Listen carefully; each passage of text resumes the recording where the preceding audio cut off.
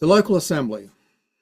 The only local assembly that we ever find spoken of in the Word of God is the assembly of the saints and faithful at a location. So we read of the church of God, which is at Corinth. The believers in Corinth formed the church, the local assembly there in Corinth. It says the churches of Galatia, but Galatia was a province, a district, and there were multiple assemblies of believers within that district. Church of Thessalonians. There's no ambiguity in these expressions.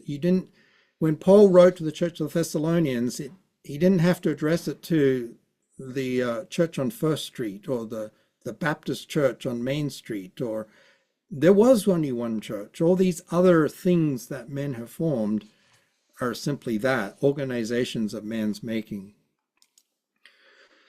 Elsewhere, some of the epistles aren't written in that way. For example, the epistle to the Colossians says to the saints and faithful in Christ, but you're Colossae. But there's no confusion here because the saints and faithful formed the local assembly in Colossae. Incidentally, epistles addressed to assembly specifically are no less encyclical than those which are not. In other words, by encyclical, they were letters that were passed around.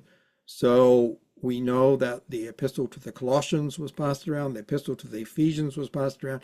But regardless, they all form a part of the inspired Word of God now, and they have made their journey around the world many, many times. Every epistle we have in the New Testament is encyclical in that sense. Why am I emphasizing this? Because modern evangelical Christendom does not like the epistle to the Corinthians.